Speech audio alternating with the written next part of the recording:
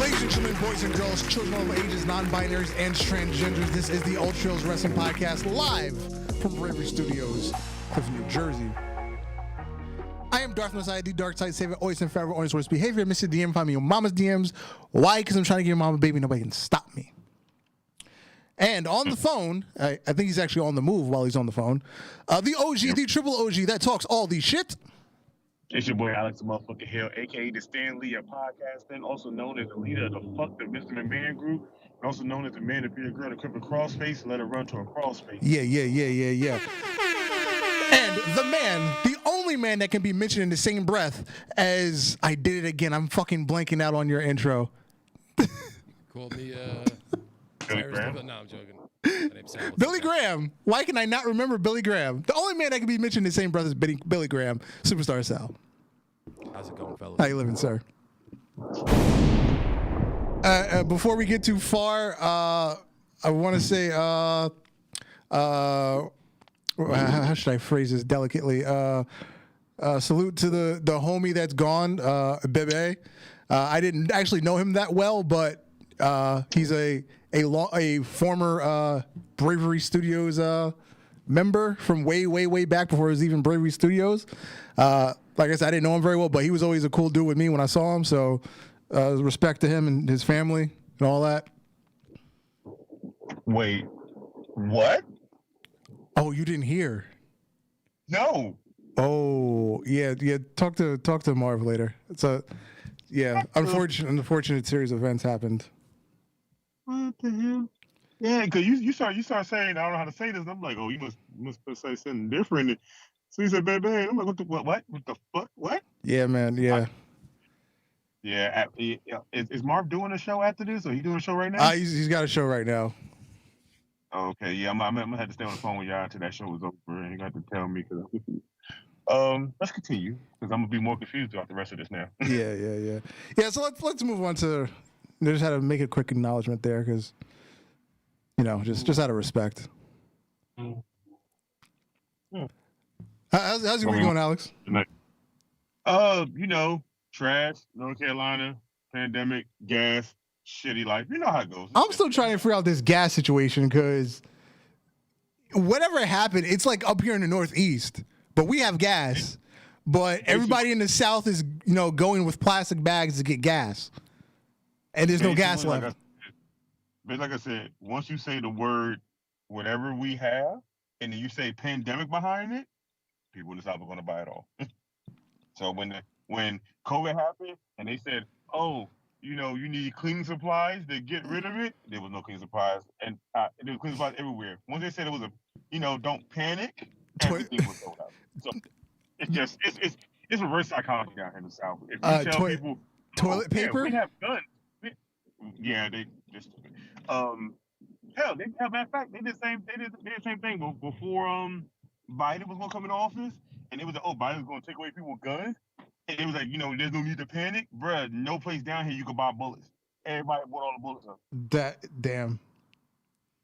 Yeah, it was serious, bro. Like the only bullets you can buy was like I think 9mm, and that was you only could buy a box at a time. You can't even buy more than a box. So yeah, when they say don't panic and they say whatever behind that, they're gonna buy it all. I mean, 9mm standard issue, so that's not a big deal. But if you're trying to, because down there y'all can buy real ARs, so you only got no big caliber guns. Oh no, we do. They sell ARs. They sell ARs down here. M16. So all those shit down here. You can't get none of them bullets. People was going there buying them up by the boxes. Like some gun places was jacking up prices higher than what it was to make people stop buying that many bullets, and people were still buying it. Yeah. You can't get any real automatic rifles in New Jersey.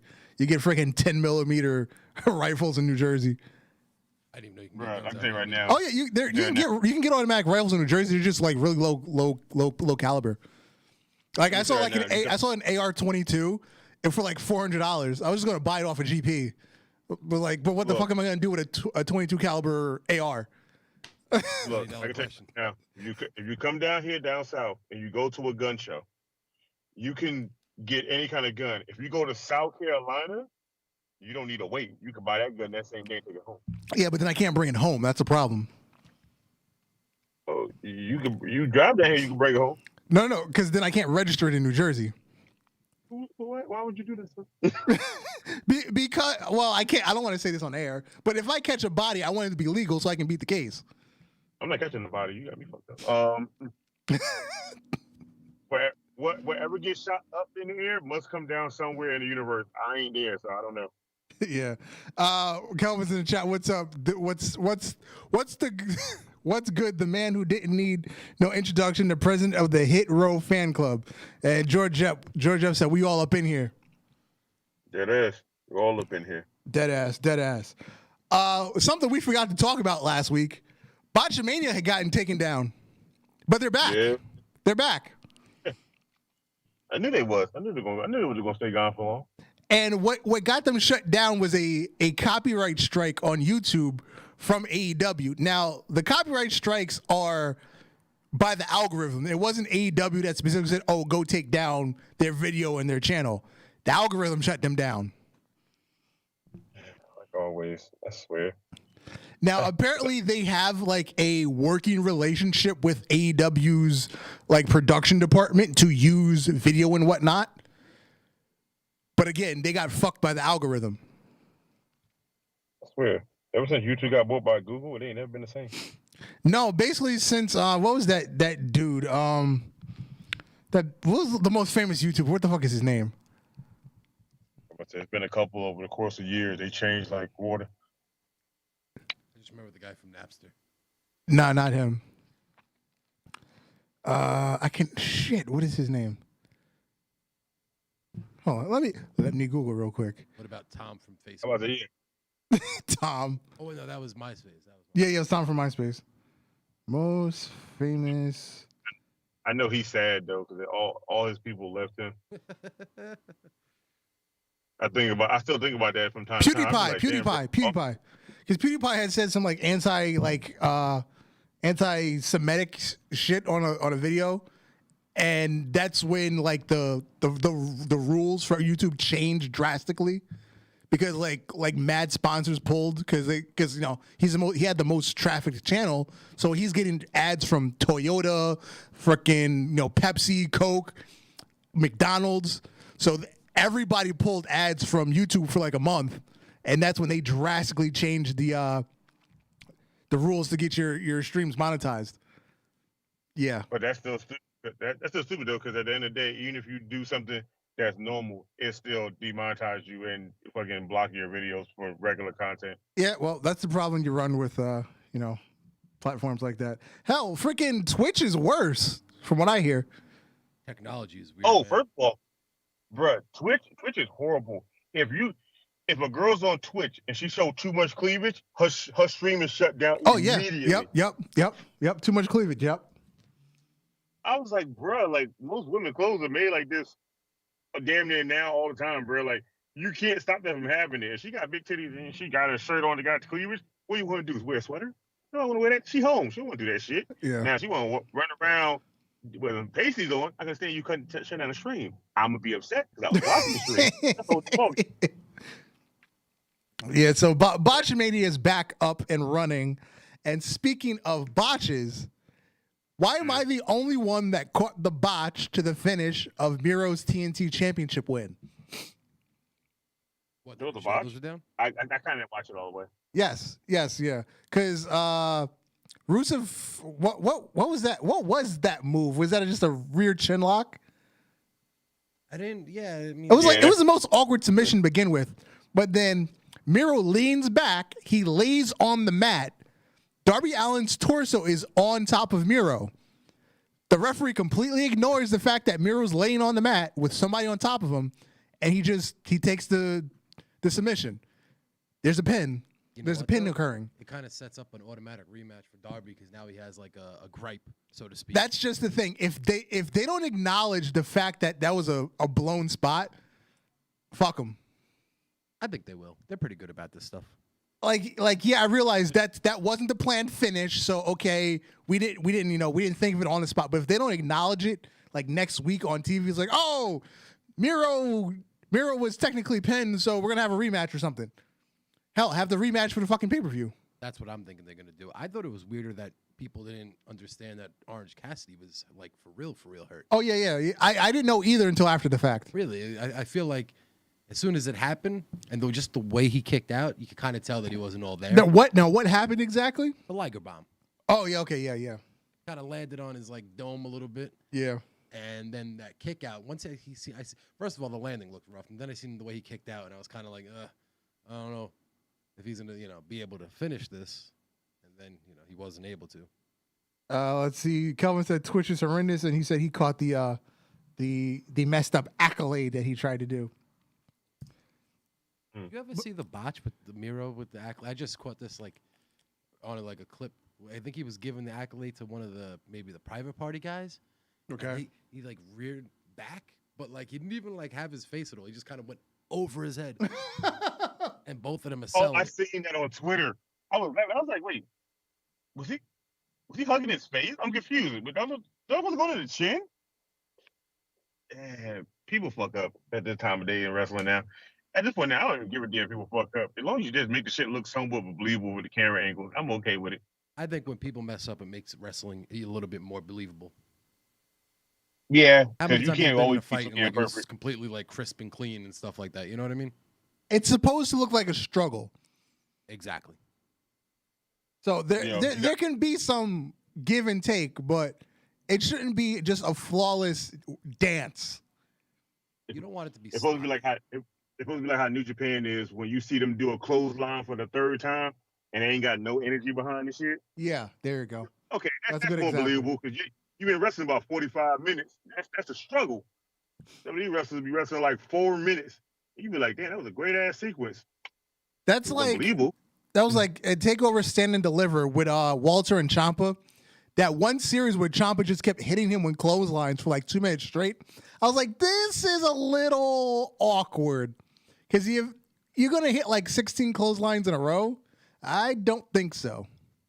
The only believable person in WWE when it came to doing consecutive moves and got tired was Brock. After that damn fourth German suplex he gave John Cena. 16, sir. 16. I know. 16. I know. By the fourth one, you could see his face.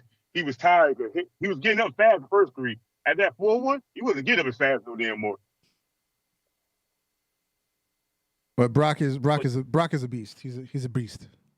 Brock is also a newly step grandfather. Step grandfather? What the fuck? When he got married to Sable already had a daughter. Her daughter just had her own first child. Gotcha. That's terrifying. Nope. My grandfather will fuck you up. Nah, I'm good. I'm good with that. Imagine Brock Lesnar's your grandfather. Hell no. Imagine him yelling at you. That'd actually be kind of cool. It would be, but when he get pissed off, I ain't trying to see that. I want to be in the room for a Brock Lesnar discipline session. Oh my God. They are on a farm. He probably send them out there in the pasture and be like, now go catch the cow and pick it up. People like, what? No, he'll make you carry a fucking log like around the property. Bro, I know a guy that used to do that and throw him off the piers. Was he like a lumberjack type? No, he was a Spanish dude. Huge dude. Nice guy until you got him really angry. But he was a strong human. He used to be like, we'd play handball and like he'd hit a killer and call it Thundercats. What the fuck? He was a character. Good man though. All right. So other than that, it was a pretty solid match between Darby and Miro. I thought it was very good. However, Darby Allin still is the only man in AEW to win a title that was not a former WWE person or a person of the elite. That is also true. Oh, hold on. I'm sorry. Kazarian and Daniels. I forgot Kazarian and Daniels way back in the beginning. Do we still count that in the beginning? The women's champions. I don't count the women's division. Unbelievable. I don't count the women's division because they screwed up from the beginning. Why did Riho beat Nyla Rose clean 3 times? Yeah, I still didn't understand that either. That made no sense whatsoever. I get it. She's the fetish of Kenny Omega or whatever, but What, can we have some sort of like logic? I'm not impressed by her whatsoever. I mean, she's a serviceable wrestler, but she's not a star. She's a fantastic, right? Like, she can get it done, but like, I Yeah. don't care. That's the whole point. Like, you've wasted Britt Baker. I don't know. Well, don't get me wrong. She's done great on her own, developing her character and whatnot, but she deserves a much bigger like limelight. I think she's getting it. I think it's a transition. I'm happy it took this long. I love when she turned heel and when she was hurt and she was in the wheelchair. She was a role model in the wheelchair. I thought that was some of the greatest stuff I ever seen. What's up, Valdor? Yeah, I ain't gonna lie. I like her role model more than I like the Bailey's role model. Here's the funny thing. When she first turned heel, it was so awkward. It's like, what the fuck are you doing? And the same thing happened with Bailey. It was so awkward. It's what the fuck are you doing? I don't think either one of them had ever been heels before, so I think it takes some time to, especially on this stage. Like you think about it, you're learning something on television, with no crowd to react to it. I think Britt Baker had a crowd at first, right? Was it pre-pandemic? I could be wrong. I don't know if it was pre-pandemic or not. I'm not sure. No, Bailey's definitely was. I think it was. Yeah, it was like pre-pandemic. It was like right before the pandemic. She went heel, and that's when she got injured. And in the pandemic, she didn't wrestle for a while. Remember? Oh yeah, and she had that match with Big Swole that was horrific. Oh yeah. When freaking Chris Statlander broke her knee. I enjoyed the Big Swole Britt Baker feud, but the match was not very. We don't talk about that here. Oh, is it because Cornette doesn't talk about it? No, we don't talk about it either. It just It was bad. Yeah. The feud I thought was entertaining. That was the worst cinematic match ever. That was worse than the swamp fight. That's some stiff competition right there. That was worse than a House of Horrors. That was bad. God damn. Yo, you know what the best part about the House of Horrors was? Is they filmed it at night, and it was completely obviously at night, and then when they came back to the building, it was still daytime. Yeah. That was great. Like where the hell did y'all fight at? It was that dark outside already, nigga. We still got sunlight outside. What's happening here? They put them on too early in an outside stadium. That's what was wrong. Well, at least it wasn't the first horror match that he had. With the roaches and the worms showed up in the ring. Well, that didn't help that they were on the West Coast for that pay-per-view. That's why it was still early. You know what I mean? No. That was Tampa Bay. The House of Horror was Tampa Bay. You sure about that? Yeah, it was 34. No. The House of Horrors was that was WrestleMania. The House of Horrors was after that. You're right. That was like Backlash or something. Something along those lines. They all get confused. Yeah, you're right. WrestleMania Backlash. Oh God, I was trying to get somebody. I was trying to say something before anybody said that shit. No, we'll talk about it. You guys getting ready for WrestleMania Backlash? No. So I'm not. WrestleMania Extreme. Take that damn thing. Wait. What did we come up with at work? It was WrestleMania Backlash, Payback, Fully Loaded, Armageddon. The long ass pay-per-view name. I'm just watching the pay-per-view. I ain't saying that damn name. Yo, the best is when they're on TV cutting promos for the pay-per-view and they have to say the name. Yeah. I will see you at WrestleMania Backlash. Backlash? This Backlash, sir. I'll see you at Great Balls of Fire. No. I like it before when they never used to say them names. Cause remember December to Dismember? Yeah. The so-called worst pay-per-view they ever had. Not one person going into that pay-per-view ever said that name. Wait, was it like Taboo Tuesday also historically bad? I like Taboo Tuesday. The first one was good. The second one was all right. Anyone after that was just horrible. I think they only had two. Yeah, and then they all went to Cyber Sundays. Yeah, then they switched to Cyber Sunday. Bro, the best part about the first Taboo Tuesday was Shelton Benjamin getting that Intercontinental title. I was really pumped about that. I remember that. And what else was historically bad? Bragging rights. Because basically it was just a second Survivor Series. You guys ever watch Legends of Wrestling pay-per-view from like 1999? Nah, not for me. Do yourself a huge favor and go watch that. What promotion is that? It was just like just a randomness? Yeah. Okay. It was a bunch of old timers and like Julio De Niro. That was like I was actually, you know what? He was in the best match of the night against Too Cold Scorpio. Dude, you had Jake Roberts drunk in the main event. I forgot about that. I forgot he was drunk in the main event. Oh my God. Yeah, Dark, go look that up. You got to watch that.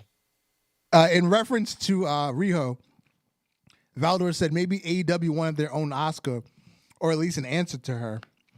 I mean, if you think back when AEW first started, they had like this split women's division. It was AEW East and AEW West, which was the Japan women and the American women. Because remember, they had like 8 or like 10 Japanese women on the roster in the very, very beginning. Kenny Omega's fetish, yeah. Yeah, Kenny Omega's fetish. Well, not like Aja Kong, but because she's not, petite. Yo, Aja Kong is a beast. I wish she was still in there. But yeah, other than that, why did AEW attempt to copy 2 very famous WWE spots in the same night? First, there was the Stone Cold Beer Truck Beer Bash with the Inner Circle, which looked like complete crap because they pulled up in a freaking ATV with this random ass like hose attached to it, and they shot champagne. Excuse me, not champagne. Bubbly. A little bit of the bubbly. They shot a little bit of the bubbly at the Pinnacle, and then they had to sell it, even though there was very little pressure. It was almost like a little garden hose, just. Yeah, I would have did that a little differently. Yeah, they had to sell it like it was knocking them over. I wouldn't have did it at all. Yeah, there's a few different ways you could have got the Inner Circle to get one up on them. I like the way they sold Santana not being there. Yeah. But that was hilarious. And apparently Jericho's out for 4 to 6 weeks with a dislocated elbow. Is that why they're doing the Stadium Stampede to kind of? I guess. Well, because you got 2 weeks until the pay-per-view? Yeah, it's a Memorial Day weekend. Yeah, so it technically, I guess that's to cover his injury, so he doesn't have to take any bumps or anything. But why are we getting another Stadium Stampede match? I enjoy. Why not? I thought you didn't like it.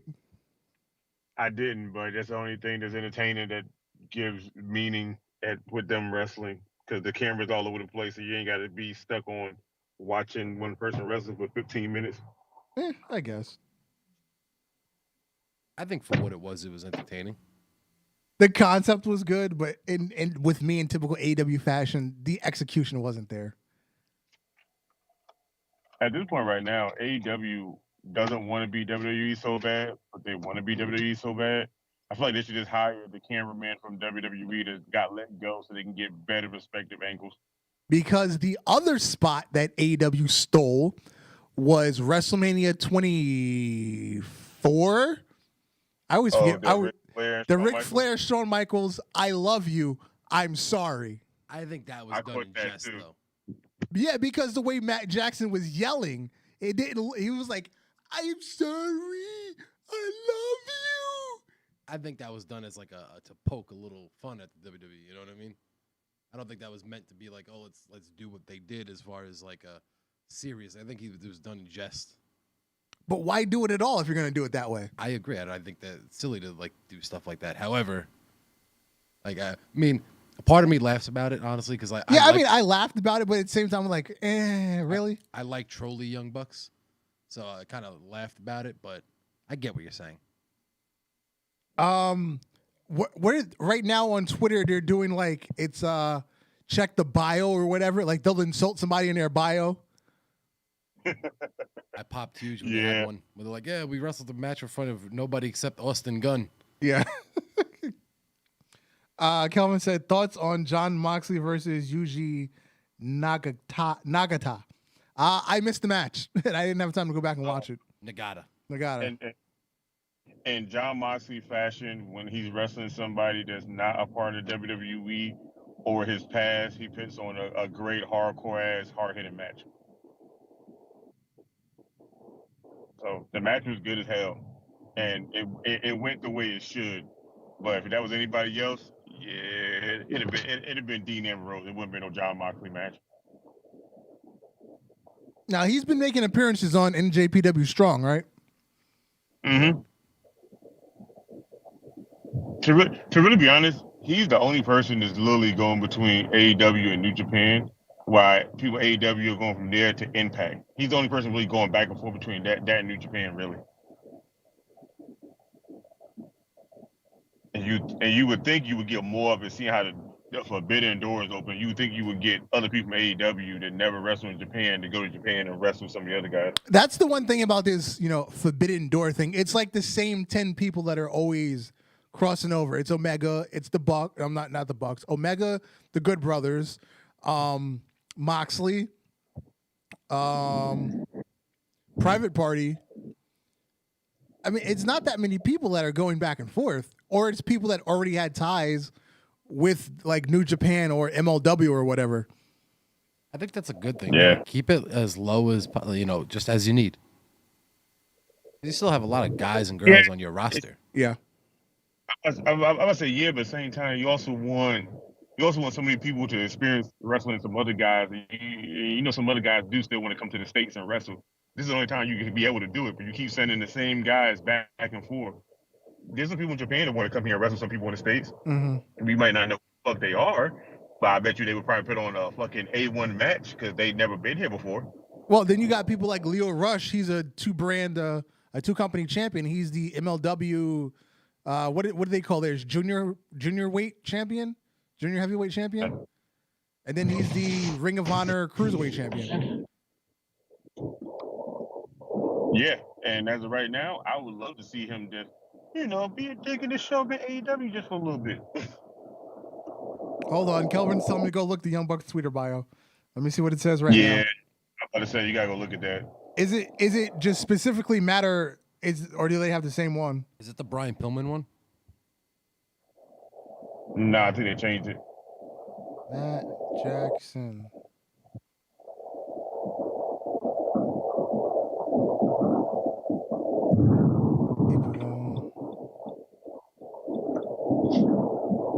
It's a Young Bucks. Oh, okay. They have a joint account now. I didn't know they had a joint. Oh, it is the Brian Pillman one. It says watch the Pillman Dark episode of sorry. Watch the Pillman Dark Side of the Ring episode.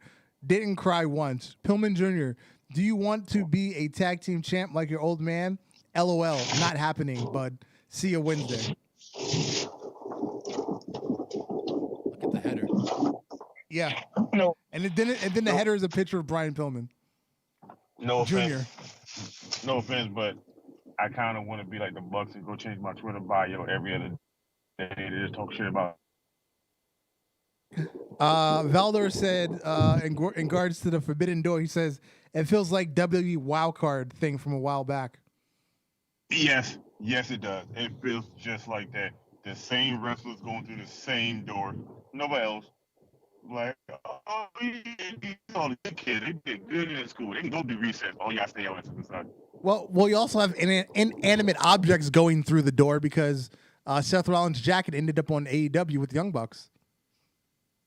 It did. And it's funny as hell, too. And I swear, I would never knew that shit was the same jacket. Oh, okay. Kelvin just said Leo Rush lost the MLW middleweight champion to Myron Reed. I didn't catch up on that yet. Is MLW on television yet? Who? I mean, MLW. I'm not sure. I only watch clips on YouTube. It's not on television. It's more still streaming on YouTube. But now that WWE got their hand into it, it might be on the cock. No, I heard that they have a television deal. I'm just not sure where. Yeah, but like you said, with the WWE deal, they might end up on the cock. Oh, I can see them getting the cock. Yeah. That's what the kids in the street are calling it, the cock. I just made that. No, I got the cock. What the fuck is wrong with y'all? What do you call the Cock Network? You want to watch the Cock? You want to watch some wrestling? Go watch it on the Cock Network. I'm not watching that. Isn't down in your area the Cox Cable? Or is that back in the damn day? near. It's almost down there. We got what's it? What Comcast? Comcast. Yeah, that sounds about right. I used to visit my cousins in Virginia Beach, and they had Cox cable, and it always made me laugh for some reason. Yeah, people name stuff some funny, weird names, and hey, whatever. So now we'll talk about the greatest follow-up pay-per-view to WrestleMania Backlash. So apparently we're getting like, instead of just giving us straight up rematches, they're actually putting a twist on them. Like we're getting Bobby Lashley against Drew McIntyre with Braun Strowman. That'll make it worse. I have this love-hate relationship with Braun Strowman. Oh, Kelvin said Cox cable is in my area, so that's Georgia. Yeah, really? That's Georgia? Yeah. That sucks because Georgia known for peaches and now Cox. and HIV. Oh yeah, I forgot about that. Big STD. Oh man. You know what's funny? I remember this whole week of wrestling, but I don't remember this whole week of wrestling. Is that starting to get a bad thing now? I think it's like post WrestleMania complacency. There's also a lot of stuff on TV, you know? Yeah. A lot to remember. Did you guys see the internet talking about Cody Rhodes saving racism or like freeing the slaves and stuff like that from that promo? I don't even know what to think about that promo. First of all, I didn't even know that promo existed.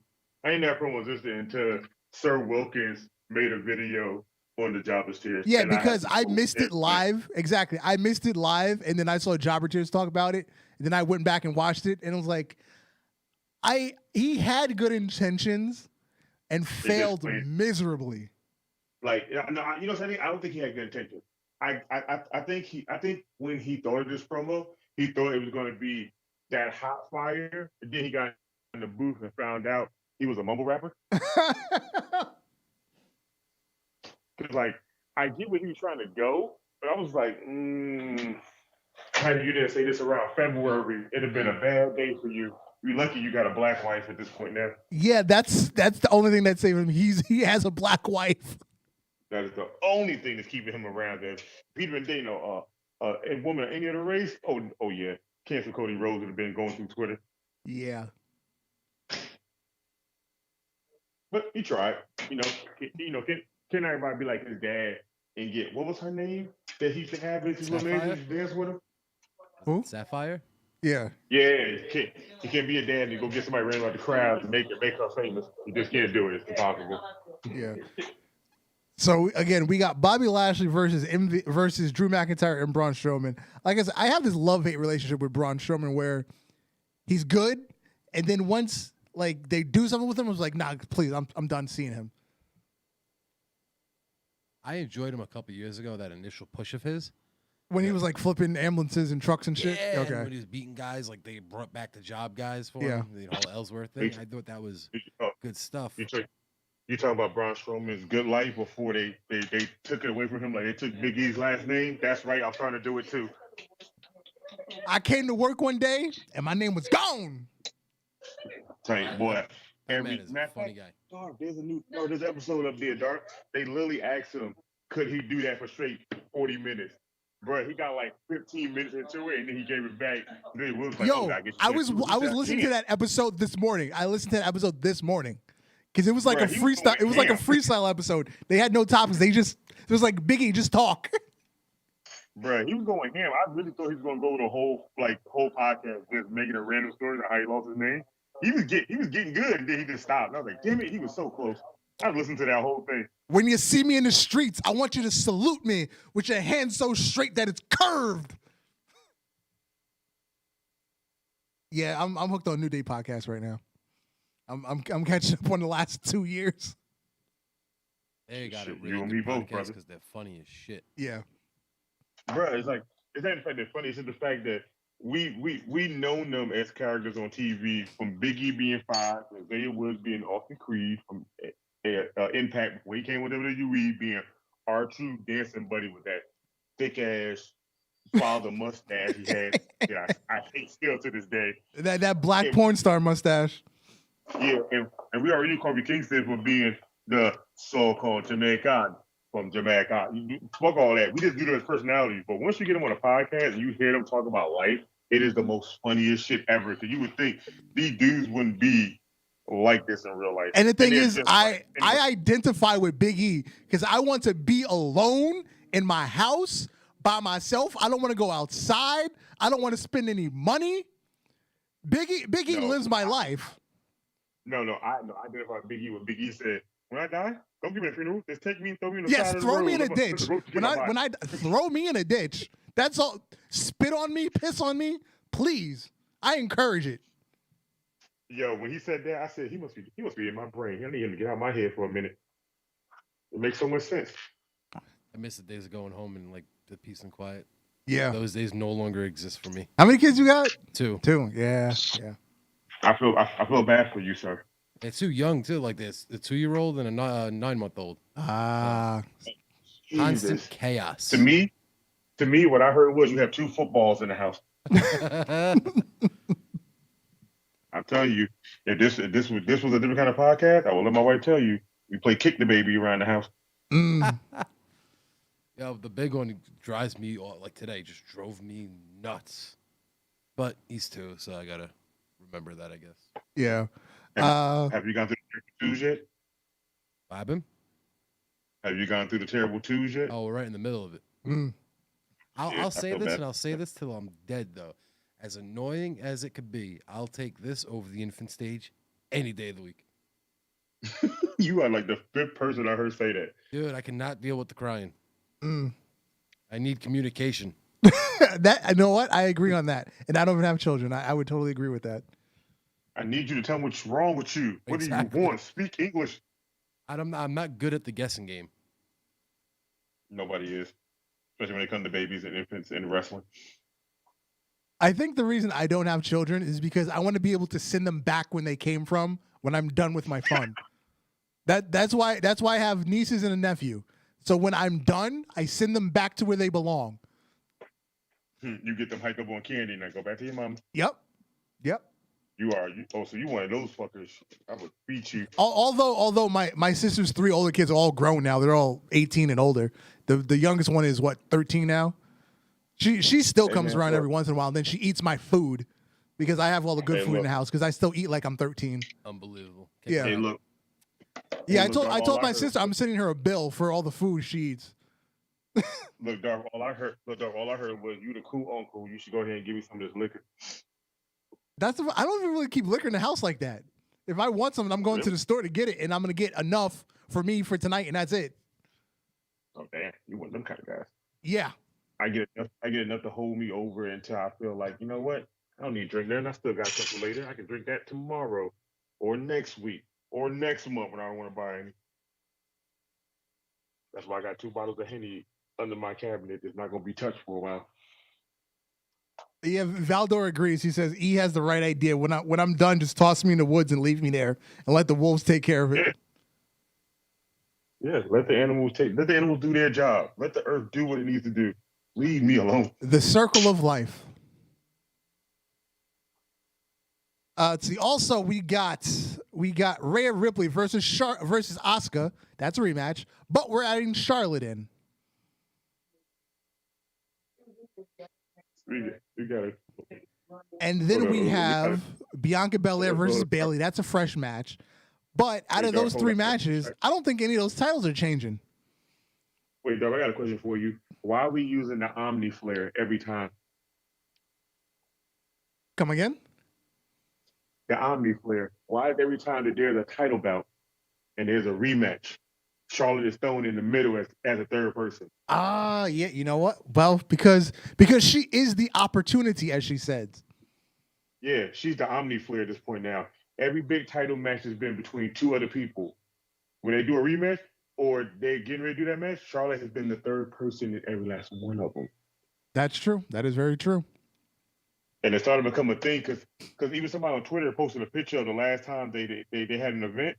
Every time they had an event, they showed the beginning of the match and then they showed the redone over it with Charlotte in the middle. So they have SummerSlam, Charmella versus Becky Lynch for the title. The redo, Charlotte added to the third person. Raw's Women's Championship, You have Ronda Rousey versus Becky Lynch. The match changed. Charlotte's in the middle. Yep. Now you have two people that need to have their limelight for wrestling. What's the first thing they do? Charlotte's in it again. Charlotte has been in 3 of their major matches for a title bout for a women's title. Every time when it comes to, and right now she's a 2-time Raw third person for a pay-per-view and a 1-time for SmackDown. Yep, you get that is definitely true. Yeah, she is literally the Omni Flare, and at this point now, I feel like they use her as a plot device like they do in anime. They just use her when they can't think of nothing else. Good comparison, excellent comparison. I need. And She is now the Gohan of WWE. When they need her, they will boost her up. When they don't need her, she is gone off doing family shit. We also got Roman Reigns versus Cesaro. That's gonna be the best match of the night. Yeah. But out of these titles, none of these titles are changing unless Drew's beating Bobby. That's the only thing I can see. But are they gonna do it now instead of at WrestleMania? Probably it's WrestleMania Backlash. Well, this is true. Yes, it's still WrestleMania.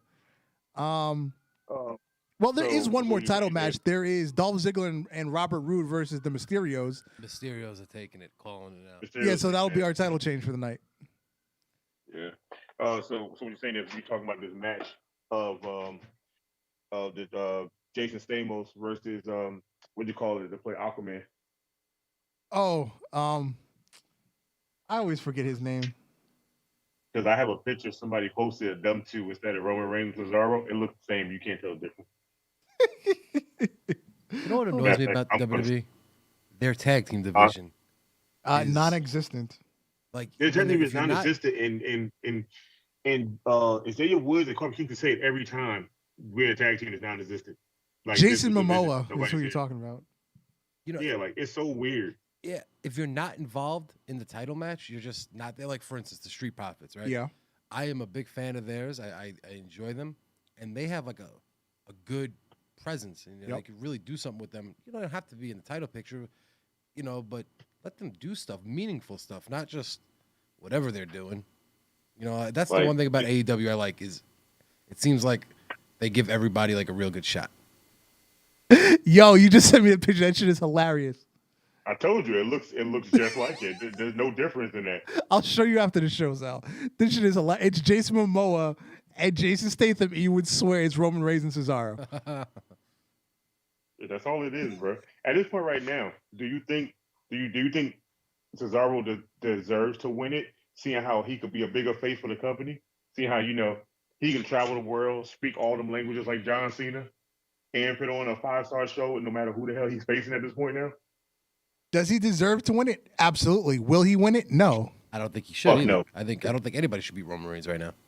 No, because you still have because you still have to bring the Usos back together, which is a long-term storyline.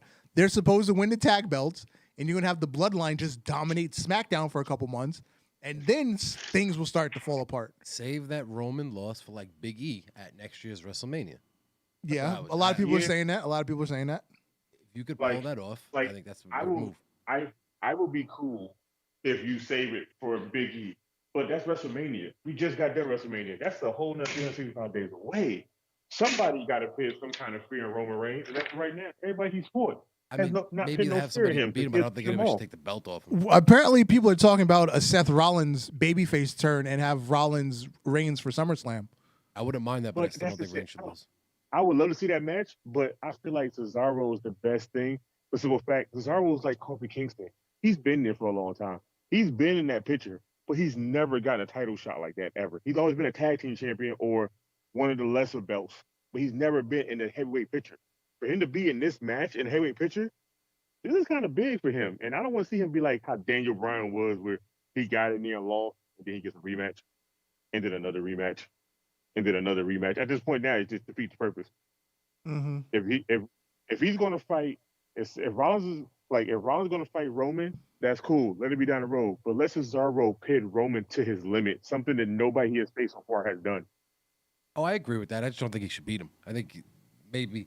I don't want Cesaro to beat him. I would love if he did, But I want Cesaro to take him to his limit to make Roman realize that everybody he's been beating is cool, but there are people out there that still can give him a run for his money and make him look like he's still weak and make him more vicious, make him more of a heel that he should be. 100%. Yep, absolutely. The final match on this card, the only thing that doesn't involve a championship, is Damian Priest versus The Miz in a lumberjack match. Oh, so you mean so what you're saying? All the guys in catering? Yes, they get to show their face. Get a payday. Yeah, quick payday. Even though they had to pay for their flight and their rent-a-car and their hotel, quick payday. Oh, apparently since the pandemic, W's actually paying for their travel because it's like an emergency kind of thing. Oh, can't be that much. Most of them probably live in the area anyway, right? Florida? No, not really. You'd be like, actually, there is a lot of them that now live in Florida because of the NXT system. A lot of them end up buying a house in Florida, like Big E, and like I think Adam Cole has a house in Florida, but because of Britt Baker, he's been staying in Pittsburgh. I think it's also easier because it's a centralized location for when you have to fly out everywhere. Yeah, and like the Usos live in Florida now, but they still have property on the West Coast. But Xavier Woods still lives in Atlanta, which isn't that far. Right. But Kofi Kingston lives in Texas. That's recent though, right? He moves like every 3 years. I remember they were talking about that when it snowed on their podcast. Yeah, he's lived in Austin. He lived in California at one point. He went back to Boston at one point. He lived in another part of Texas before that. So he's been all over the place during his career. He just keeps moving. Imagine living in Tornado Alley willingly. Yeah, I could never do that. Nope. I'll be scared for every time I'm not home. I'll be like, oh, there's a storm going to your town. Oh my God. But aren't you guys getting some tornadoes down there nowadays in North Carolina? Like some bad ones? You would think so. Like we get them, but it's not. They don't hit Charlotte because Charlotte is so in the center of North Carolina. We get the storm, the rain, and the wind, but all that shit is on the outskirts, way outskirts from us. So we get like the after effects of when it comes by, but we never really get it. Everybody lives closer to the water and coming back to North Carolina, they get all the tornadoes. But once you get to like the middle part of like North Carolina, nah, we just get bad rain and wind. That's literally it. Right. Like The Miz. The Miz was living in Texas, but he just moved back to LA. So he's got to fly across the country because on one of the recent episodes of Mr. and Ms. and Mrs., he was talking to the guy that just got fired, Mark Carano. He was talking, you start setting up my travel for LA and not Texas because I'm moving back to LA. So the company is paying for their travel during the pandemic. I would much rather live in California than Texas, and I've never even been to California. I'd love to live in Texas because there's no state tax. But then you got to deal with all those crazy motherfuckers out there that live like it's like the Wild West still. Yeah, strap up, and it also depends on where you live at in Texas. A certain part of Texas is still like super racist. That's what I mean. Well, that's why like Austin is like a booming city right now because it's more modern. It's like the hipsters live there. It's not the rednecks. I feel like Texas is still stuck in like the 30s. You know what I mean? Yeah. Dust Bowl era. Yeah. But however, being that everything's been taking place in the Performance Center, all the wrestlers are actually making more money on their contracts because Florida is a non-income tax state. Because as like all professional sports that travel, you have to pay tax for the state that you work in. Like with baseball, you travel all over the country. You have to pay state tax in every state you've had a game in. Plus, you have to pay tax in the state that you live in. So somebody like Kofi Kingston, he works in Florida. He lives in Texas. He pays no tax. What the fuck are we doing with our lives?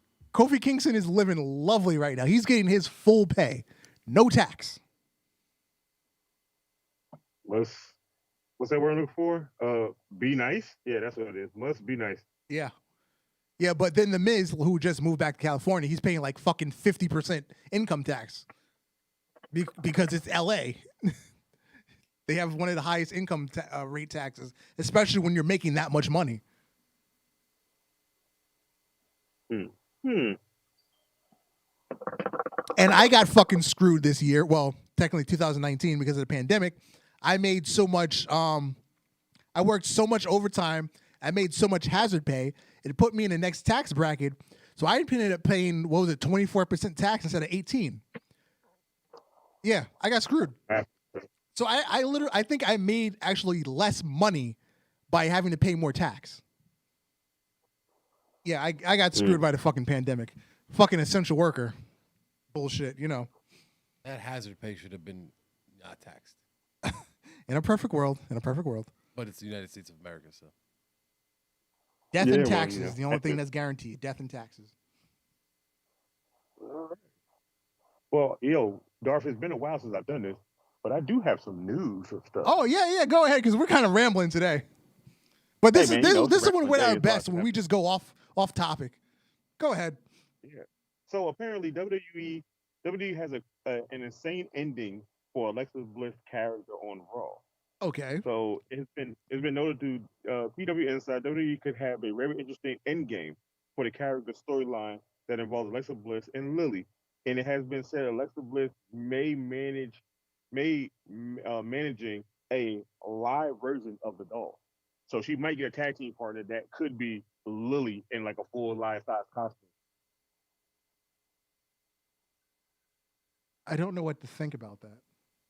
I don't either. It sounds crazy, but I want to see where this ends. Are we going like Adam Rose Bunny kind of live action inanimate object?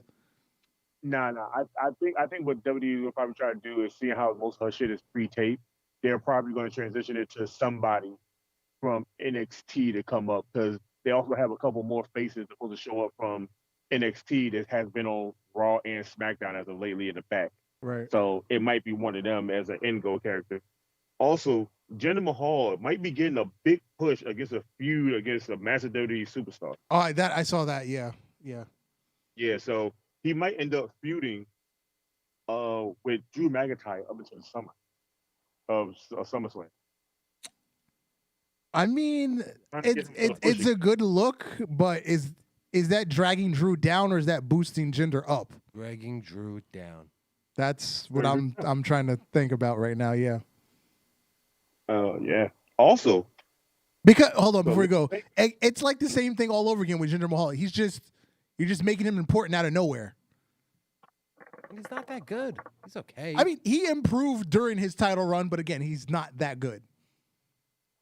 Go ahead. Okay, with WWE, you know what it is. When they improve and make a character more better than another character, they're trying to get the fans of that race to start watching more. Don't forget, WWE India is still a thing. Yep. And he's been gone, and there's been no other big name that they can bring unless they want to bring Khali back around. You know that shit ain't happening. Well, they brought Mansoor up, and then they had him lose his first match after being on a 49 match winning streak in NXT. Excuse me, 205 Live, not even NXT. Yeah, let's not talk about that because that still hurts my heart to this day. Also, so Zelina Vega. Yep. Maybe returning to WWE. Yep. She was at the Performance Center this week. Yeah, that's crazy because, after all that crying and shit she did, she like what? One of the people I was like, okay, they ain't bringing her back. After she talked about unionizing and stuff and talking to people about the union like Paige did, I was like, they're not going to bring her back. Are you still going to bring her back? I guess that Twitch money is running short. I don't know because she was doing Twitch and Patreon. All she had to do was the OnlyFans, and she'd have been sick because she wasn't doing nudity. She was just doing cosplay shit, and shit was selling. Yep. Also, we have WWE has reported picks of dates for live fans to return. So they're thinking by July 16th, which is a Friday for SmackDown, they will have live fans. Now, when did AEW say they're having fans return? Because I feel like WWE is bumping theirs up just to compete with AEW. Full capacity for Double or Nothing. No, but I'm talking about when they want to start traveling again. When is AEW doing that? I think around the same time. Yeah, that's the thing. WWE realized that AEW was doing that, and then they went forward with this. Hold on, I just found the article. They wasn't going to do it to July. They wasn't going to do it to July. They was going to do it further out. Once AEW said they was going to have a full capacity crowd, WWE started putting in plans of starting to bring back the fans now. they want to compete because they don't want to have the digital screens at the Thunderdome while AEW got live action fans there. According to WrestlingRepublic.com, All Elite Wrestling has made an announcement that their first show outside of Daly's Place will take place July 7th at the HEB Center in Cedar Park, Texas. Yep, the WWE is trying to go back on tour, and their first live show is going to be a SmackDown. Yeah, so they're the week after. They can't quite beat them. Yeah, I know. I don't think Vince could get anything up fast enough than AEW. AEW already had that in the works, and then when Vince found out, I think it was a little too late for him to try to get anything that quick. Yeah, because they're also talking about having SummerSlam in July, just so they can have fans for SummerSlam. Yeah, they might have it at the Garden too. Yeah, that too. Well, I don't know about the Garden. I think they were talking about somewhere in Florida. They think about the Garden, like they're thinking about having the Garden be. It's going to be weird. Too. Yeah, because you're definitely not getting full capacity in New York. They're not letting that happen, even though they're going to start letting stuff happen again. Also, Las Vegas is an option for them. Yeah, it is. Las Vegas would be a great option. Yeah, the T-Mobile Center. Also, we have Batista calling out WWE over Oscar's book. Okay. So WWE posted a picture of basically a little video just for Oscar getting beat by Rhea Ripley. And they put it's on Sunday, #WrestleMania Backlash. Whoa, Kelvin, are you bullshitting? Hold on. What? Hold on. No way. Hold on. What? Apparently New Jack died. Oh, so that's what that was on Instagram when I just looked? Oh, wait a minute. I just saw that. No, it's right. The bad boy Joe Janela posted it. RIP New Jack.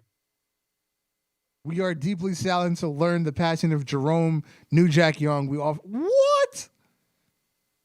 What? We just lost our favorite guy. Oh, that means no cameo with him cursing up a storm.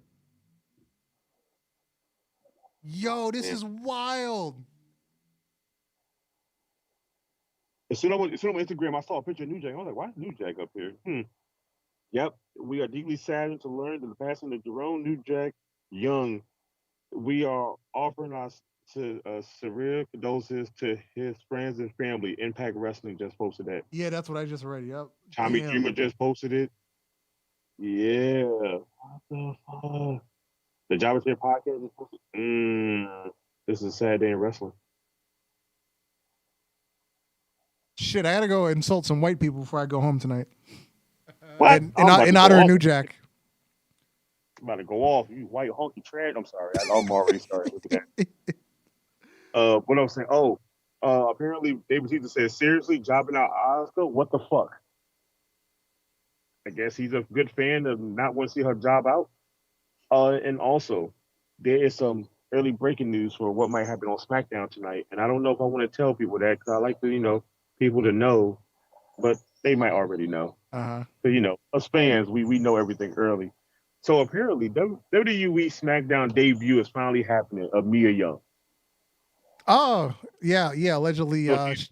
Is she getting her name back, though, or is she still reckoning? No, she's probably going to go by her name because see how she's not on Raw with them? She's probably going to go back to her name. Oh, thank God. And they're looking to have her feud against Carmella. It's an okay starting spot.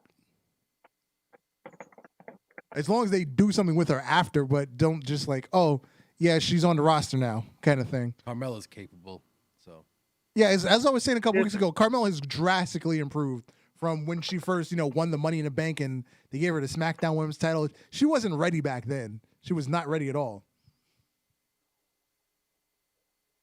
You got anything else? It's almost time to get out of here. Oh, no, that's it. I literally got it right at, oh, no, we know what we forgot to talk about? We forgot to talk about, what's his name? What the hell's his name? I don't want to sound racist. What's the other Mexican wrestler name there? Andrade? No, not Andrade. Sin Cara? The only one still wrestling there. The only one still wrestling there now in WWE. Grand Metalik? No, Humberto? No, not Humberto. No, wait, is it him? Carrillo? Yeah, Humberto Carrillo. Yeah. Yeah, we didn't talk about his injury. Allegedly he'll be back in a couple weeks. It's not going to be that long. Yeah, but he called for the end of that match. He hurt himself bad when he did that spot when he did that over the top rope little powerbomb. Yep. Sheamus landed right down on his leg and he grabbed his tailbone and he waved off the match. Yeah. I don't know how bad he's hurt, but he wanted to end that match immediately. Yep. Well, let's get out. One thing before we go. Did you see the referee at NXT? Oh, the black chick? No, the brown Indian dude, the one that did the leap over. Oh yeah. That was a pretty nice spot. He did a drop down and a over up and over. All right, yo, let's get out of here. Okay. I have been Darth Messiah. I need to know that last thing. Yeah, and I'm Alex Hill. And we are out. Good night, everybody.